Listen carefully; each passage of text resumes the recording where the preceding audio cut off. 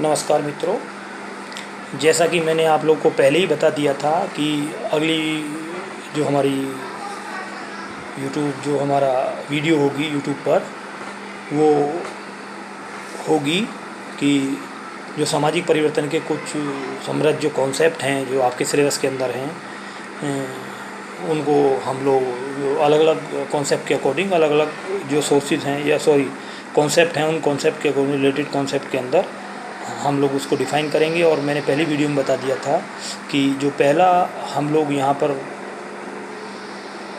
Concept define करेंगे वो आपका उद्विकास है। शॉर्ट टिप में भी आ सकता है, लॉन्ग में भी आ सकता है कि उद्विकास से आप क्या से समझते हैं, और हर्बर्ट स्पेंसर के उद्विकास सिद्धांत को डिफ़ाइन करिए। तो यहाँ पर मैं कहना चाहूँगा कि उद्विकास का जो सिद्धांत है उसको अच्छी तरीके से मैं आप लोगों को डिफ़ाइन करूँगा, और थोड़ा इन कॉन्सेप्ट को देखिए कि इससे पर्सन बनने की प्रबल संभावना होती है कि 4 या 5 ये जो कॉन्सेप्ट हैं इनसे 1-2 ज़रूर क्वेश्चन आप लोग के लिए बन जाता है। तो जो पहला जो इवोल्यूशन है, जो उद्विकासीय कॉन्सेप्ट है, उसके बारे में हम बात करते हैं कि उद्विकास का जो शब्द का प्रयोग है, सर्वप्रथम पहले जीव विज्ञानी जो थे आपके जीव विज्ञान के क्षेत्र में चार्ल्स डार्विन ने सर्वप्रथम उद्विकास शब्द का प्रयोग किया है। और डार्विन के कुछ के अनुसार उद्विकास की प्रक्रिया जीव की संरचना से, देखिए ये क्या कहता है उद्विकास सिद्धांत के अंदर। मैंने भी पहले जो आप लोग मैंने 4th सेमेस्टर में इन चीज़ को बताया था कि हर्बर्ट स्पेंसर को जब क्लासिफिकेशन ऑफ सोसाइटी की वो बात करता है, या वहाँ पर उद्विकास सिद्धांत को मैंने डिफ़ाइन किया था। और मैं एक चीज़ और बताना चाहूँगा आप लोगों को यहाँ पर कि हर्बर्ट स्पेंसर ने जो भी हमारे डार्विन थे, डार्विन की जो सम स्पीसीज या जो नेचुरल सिलेक्शन वाली जो सिद्धांत था, उस सिद्धांत को समाज पर लागू किया था। वो कहते हैं कि सोसाइटी के अंदर एक कोष के जीव से बहु कोष के जीव बना। सर्वप्रथम एक कोष के जीव बने जिनको हम अमीबा, पैरामीशियम, उसके बाद सेंट्रोइडा, आर्थ्रोपोडा या कशेरुकी, स्तनधारी मनुष्य, यानी कैसे जटिल मनुष्य बना। ऐसा नहीं है मनुष्य पृथ्वी पर सर्वप्रथम आ गया हो। वो कहता है उसी प्रकार से वो उस थ्योरी को, वो जीव विज्ञान की थ्योरी को वो समाज पर अप्लाई करने की कोशिश करता है। वैसे इसको जैविक समाज विज्ञानी भी कहा जाता है हर्बर्ट स्पेंसर को। हर्बर्ट स्पेंसर ने डार्विन की किताबों का अध्ययन किया, और जो नेचुरल सिलेक्शन के सिद्धांत की जो बात करते हैं, वहाँ पर वो कहते हैं कि जो सर्वोत्तर उच्च का सिद्धांत भी उन्होंने वहाँ पर दिया था।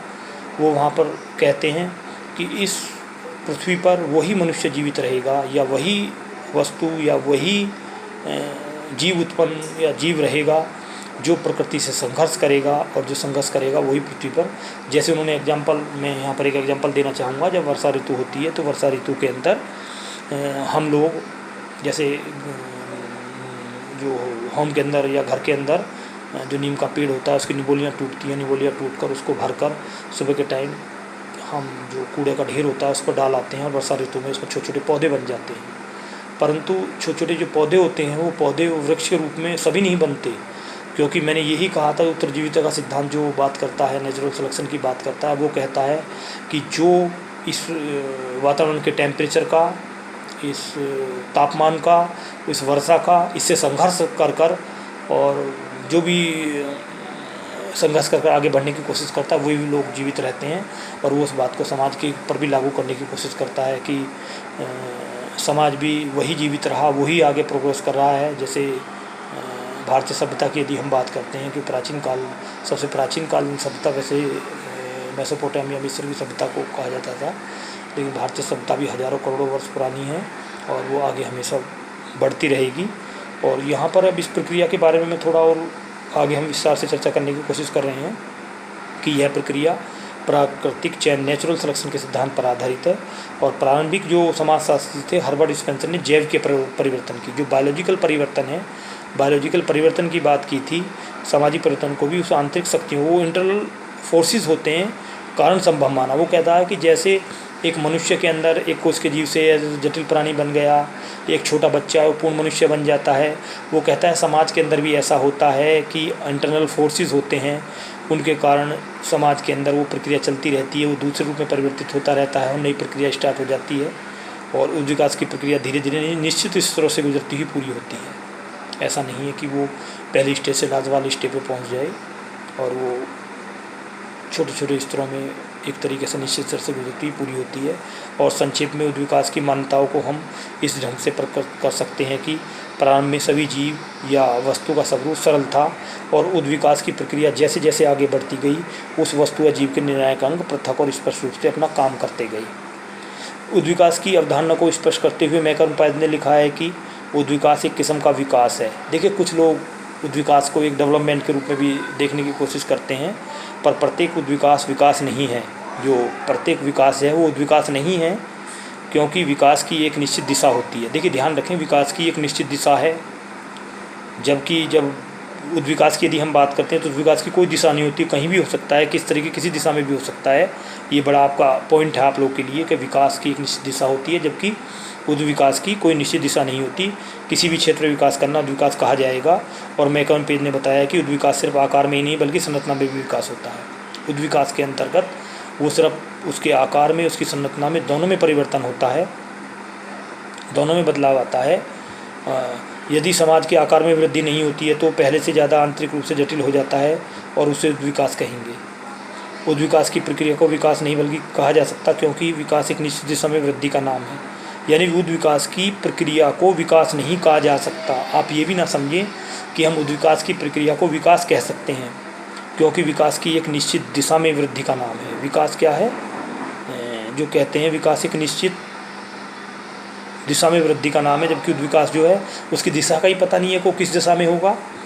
आगे कहते हैं कि उद्विकास तो एक आंतरिक प्रक्रिया है। देखिए, ये बहुत बड़ी इंपॉर्टेंट है। जो कहता है कि उसकी एक निश्चित दिशा भी नहीं होती, वो कहता है, यहाँ पर दूसरा पॉइंट बताता है कि वो आंतरिक प्रक्रिया है और स्वतः प्रकृति नियमों संचालित होती है। वो आंतरिक प्रक्रिया है और स्वतः प्रकृति के द्वारा होती है। वहाँ पर मनुष्य का हस्तक्षेप नहीं होता और संचालित होती है। वर्ण व्यवस्था का जाति व्यवस्था में परिवर्तन होना, यहाँ पर एग्जाम्पल भी दिया है यदि आप देना चाहो कि उद्विकास का परिवर्तन के, जैसे वो कहता है कि कैसे जाति व्यवस्था, वर्ण व्यवस्था जो थी हमारी सोसाइटी की, इंडियन सोसाइटी की, वो कैसे फिर उस जाति व्यवस्था में परिवर्तित होगी, वो उद्विकास का ही एक उदाहरण है। और क्योंकि वर्ण व्यवस्था की तुलना में जाति व्यवस्था में विकास के फलस्वरूप अधिक जटिलता आई, और यह बात पूरी तरह से बहुत विद्वान स्वीकार नहीं करते कि जाति व्यवस्था वर्ण व्यवस्था की विकसित रूप है।